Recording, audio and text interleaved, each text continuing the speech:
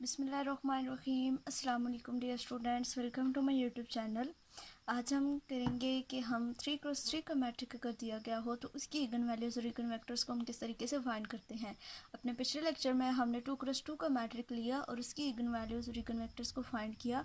I hope so कि वो video lecture आपको अच्छे तरीके से समझ आ गया होगा और आप किसी भी तरह के 2x2 के मैट्रिक की इगन वैल्यूज़ और इगन वेक्टर्स इजीली फाइंड कर सकेंगे। तो आज का हमारा टॉपिक है कि 3x3 के मैट्रिक की इगन वैल्यूज़ और इगन वेक्टर्स को कैसे फाइंड करना है। तरीका बिल्कुल सेम है। सबसे पहले अपने करेक्टरिस्टिक इक्वेशन को सॉल्व करना है, उसको बनाना है। उसको सॉल्व करने के लिए आपने 3x3 की मैट्रिक का डिटर्मिनेंट लेना है। डिटर्मिनेंट लेने के बाद उसको सिंपली सॉल्व करना है। तो चलिए स्टार्ट करते हैं।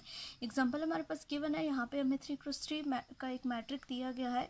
तो यहाँ पे देखें मैट्रिक है आपके पास 2 2 1 1 3 1 एंड 1 2 एंड 2। तो सबसे पहले मैंने आपको बताया अपने पिछले लेक्चर में कि इगन वैल्यूज़ को फाइंड करने के लिए हमें एक इक्वेशन की ज़रूरत होती है जो कि है करेक्टरिस्टिक इक्वेशन, और उसको हम कैसे डिनोट करते हैं, a minus lambda I is equal to 0।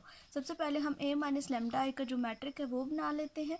उस मैट्रिक को बनाने के लिए a का मैट्रिक हम लिखेंगे, और मैंने आपको बताया था कि जस्ट अगर आप डायगोनल्स को चेंज कर दें तो आपके पास जो है वो a माइनस लेमडा आई का मैट्रिक बन जाता है।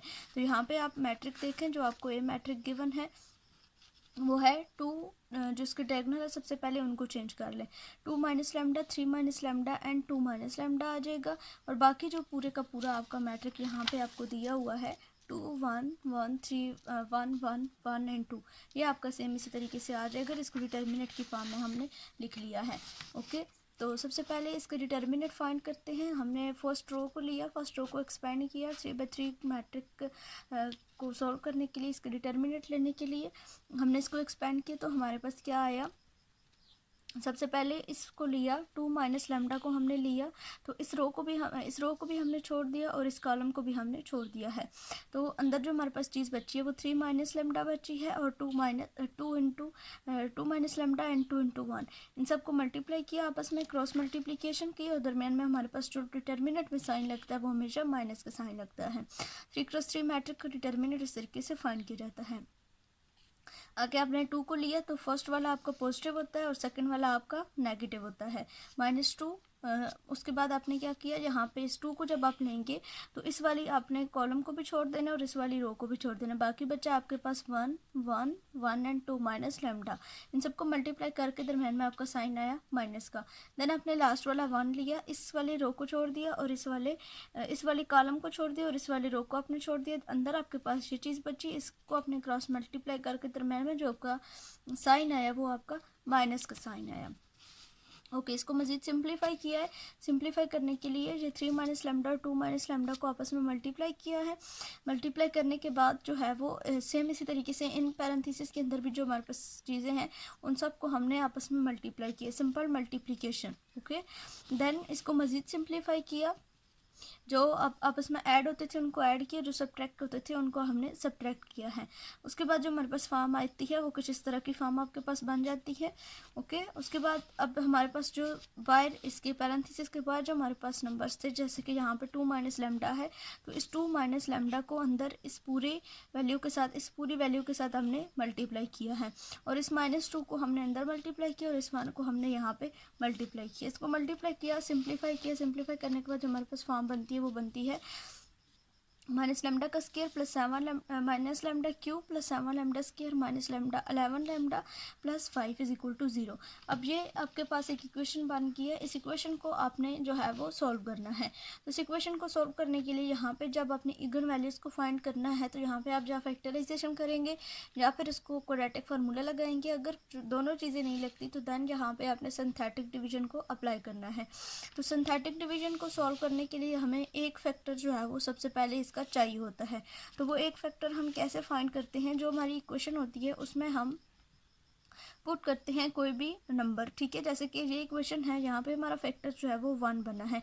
ये 1 फैक्टर इसका कैसे हमने लिखा है, यहाँ पे अगर आप इस इक्वेशन में, ये जो आपके पास इक्वेशन है, इस पूरी इक्वेशन में आप लैम्डा की जगह पे अगर 1 पुट करें, जैसा कि यहाँ पे देखें 1 का क्यूब प्लस 7 1 का स्केयर माइनस 11 इंटू 1 यहाँ पे आएगा और plus 5 is equal to 0।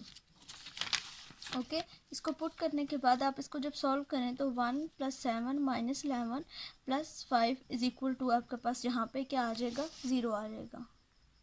Okay, तो आपने क्या किया, यहाँ पे इसको जब पुट किया वन पुट किया आपने अंदर, यहाँ पे आपका -λ³ था, तो देन आपका यहाँ पे -1 आएगा। तो इसकी पावर जो है वो 3 है, तो यहाँ पे आपका -1 आएगा। देन आप जब इसको सॉल्व करेंगे तो 6 - 6 = 0, देन 0 = 0। तो यहाँ पे जो आपका एक फैक्टर सेटिस्फाई करता है वो क्या है, λ -1 = 0। देन यानी कि जो आपका फैक्टर बनेगा वो क्या है, λ -1 = 0।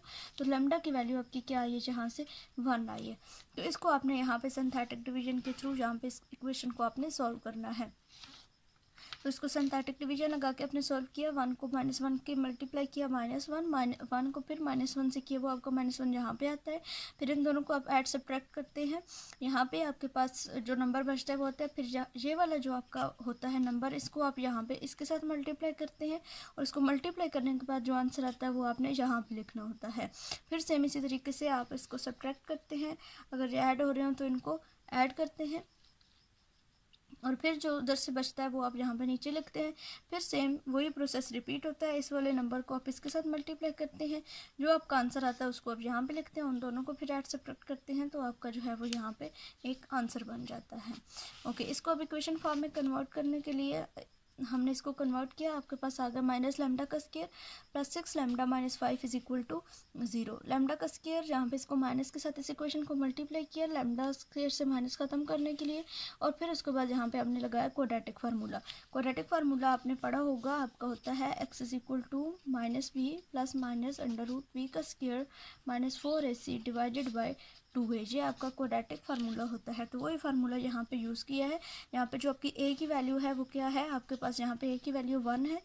ये वाली जो इक्वेशन है इसमें आपकी जो a की वैल्यू है वो आपके पास आएगी 1, जो b की वैल्यू है वो आपके पास -6 है, और जो c की वैल्यू है वो आपके पास 5 है।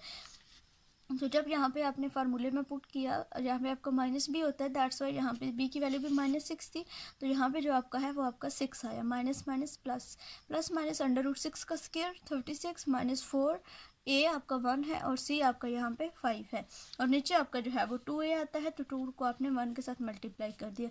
इसको सॉल्व करने के बाद 36 - 20 आपका 16 आ जाएगा। यहाँ पे 6 + -16 अंडर रूट होता है 4 का, तो ये आपका +-4 / 2 आ जाएगा।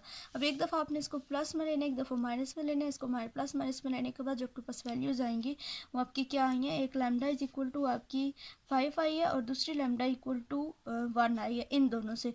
और तीसरा जो फैक्टर था वो आपका λ -1 का फैक्टर था, जो आपने सिंथेटिक डिवीजन को सॉल्व करने के लिए फैक्टर बनाया था, वो फैक्टर भी साथ में आपने इंक्लूड करना है। तो λ की आपकी 3 वैल्यूज़ हो गई, 1 5 1, ये आपकी इगन वैल्यूज़ आई हैं 3/3 के मैट्रिक की। फिर आपने सेम इसी तरीके से इसकी इगन वेक्टर्स को फाइंड करने के लिए केस 1 लिया, जिसमें आपने लैम्डा की वैल्यू जो है वो ली है 5।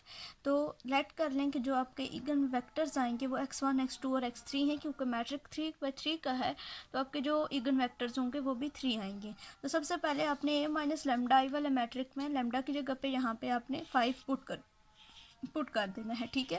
तो यहाँ पे आपने 5 पुट कर दिया, देन x1 x2 x3 = ये नल मैट्रिक के इक्वल हो गया।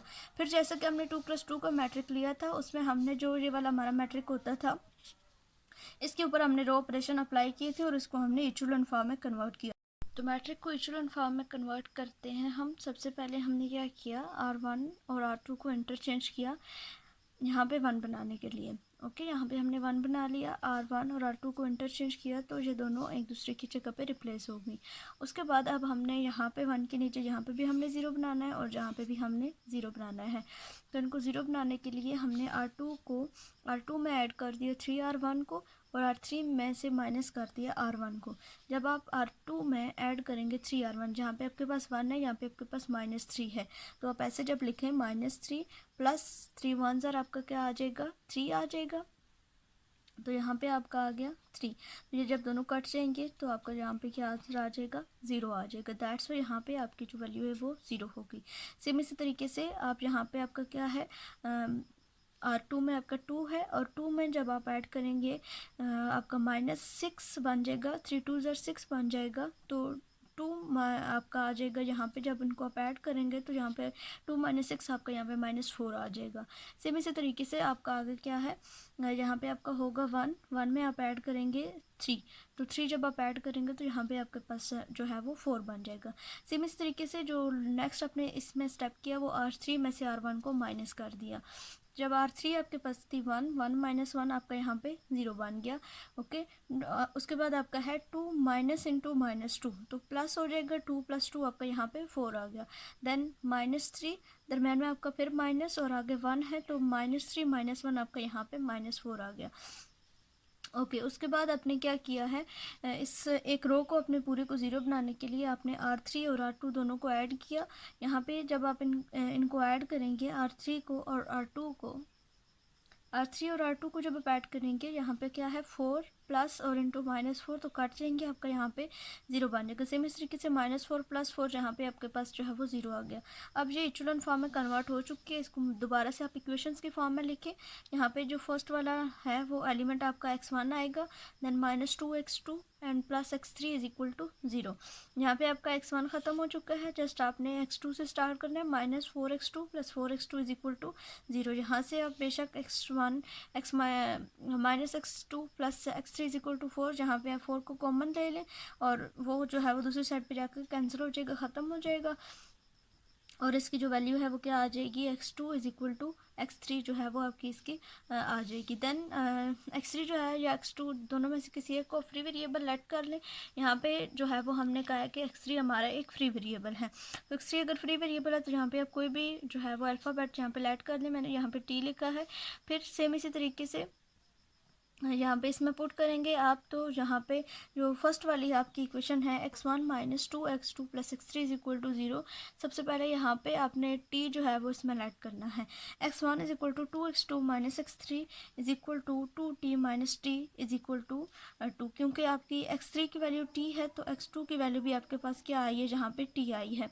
तो सिंपल यहाँ पे आपने जो मैट्रिक आपका बनेगा वो क्या बनेगा, t का बने, क्योंकि यहाँ पे किसकी वैल्यू, यहाँ पे जो है वो आपका t आता है। तीनों वैल्यूज़ आपकी आ गई, तीनों वेक्टर्स आ गए। यहाँ से आपने t को कॉमन लिए तो अंदर आपके पास रह गया 1 1 और 1। तो ये आपकी इगन वेक्टर्स आए हैं जब आपका लैम्डा = क्या था, 5 था। अब हम करेंगे इसका केस 2, जिसमें हमने लैम्डा = 1 रखना है। यहाँ पे हमने लैम्डा दूसरा जो हमारी इगन वैल्यूज़ आई थी उसको हमने ले लिया, लैम्डा 2 = हमने 1 ले लिया। सेम उसी तरीके से m - लैम्डा वाले मैट्रिक में हमने लैम्डा की जगह पे यहाँ पे डायगोनल्स में हमने 1 पुट कर दिया। पुट करने के बाद यहाँ पे जो हमारा मैट्रिक बना उसके ऊपर हमने रो ऑपरेशन अप्लाई किया। सिंपल मैट्रिक बना हमारे पास, यहाँ पे सिंपल इन दोनों 1 को हमने 0 बनाना था। हमने R2 में से R1 को माइनस कर दिया, R3 में से भी R1 को माइनस कर दिया। तो ये पूरी की पूरी रोज़ इन दोनों को माइनस करने से हमारे यहाँ पे 0 आ गया। तो यहाँ पे इनको हमने दोबारा से इक्वेशन फॉर्म में लिख लिया। यहाँ पे जो हमने अब वेक्टर्स लेट किए हैं वो y1 y2 और y3 हैं, ठीक है, क्योंकि हमने x1 x2 x3 जो है वो पिछले में लेट कर लिए थे। तो यहाँ पे आपके जो फ्री वेरिएबल हैं वो क्या है, y2 और y3 दोनों फ्री वेरिएबल हैं, उनकी जगह पे आप कुछ भी लेट कर लें। यहाँ पे हमने u और t लिया है। इस फर्स्ट वाली इक्वेशन में इन दोनों की जगह पे पुट कर दें, y2 और y3 की जगह पे 2u - t आ गया। यहाँ पे आप जब इसको वेक्टर फॉर्म में लिखेंगे तो y1 की जो वैल्यू आई है वो क्या थी आपकी, -2u - t आई है, और जो y2 था उसकी वैल्यू आपके पास u आई है, और जो y3 था उसकी वैल्यू आपने लेट की थी t। तो सबसे पहले आपने यहाँ से u वाले फॉर्म ले लेने हैं वेक्टर्स। u को कॉमन लिया तो अंदर आपके पास -2 1 और 0। तो दोबारा से फिर आपने t को कॉमन लिया तो यहाँ पे आपके पास क्या रह गया, -1 0 और 1। तो यहाँ पे जो आपके दो वेक्टर्स बने हैं -2 1 0 1 0 और 1, ये दोनों वेक्टर्स बने हैं जब आप लैम्डा = 1 रखें, क्योंकि आपके पास दो वैल्यूज़ थी ना लैम्डा की 1 की। एक वो फैक्टर था जो आपने सिंथेटिक डिवीजन को सॉल्व करने के लिए निकाला था, और दूसरा आपने जब आपने इक्वेशन को सॉल्व किया था तो वहाँ से आपकी लैम्डा = 1 निकली थी। दैट्स वाई यहाँ पे जो वेक्टर्स आए हैं वो भी आपके दो वेक्टर्स आए हैं, दो जे वेक्टर, और तीसरा वेक्टर जो आपने लैम्डा = 5 रख के आपने यहाँ पे निकाला था ये वाला वेक्टर। तो ये तीनों जो हैं वो आपके इगन वेक्टर्स आ गए हैं आपके 3x3 के मैट्रिक के। तो आई होप सो कि ये लेक्चर आप सबके लिए काफ़ी हेल्पफुल रहा होगा और आप सबको 3x3 मैट्रिक के इगन वैल्यूज़ और इगन वेक्टर्स को फाइंड करने का तरीका अच्छे तरीके से समझ आ गया होगा। अगर आपको वीडियो अच्छी लगी है तो चैनल को लाजमी सब्सक्राइब कीजिए, वीडियो को लाइक कीजिए, शेयर कीजिए अपने फ्रेंड्स के साथ, और अच्छा सा कमेंट कीजिए। मिलते हैं अपनी अगली वीडियो में, तब तक के लिए अल्लाह हाफिज़।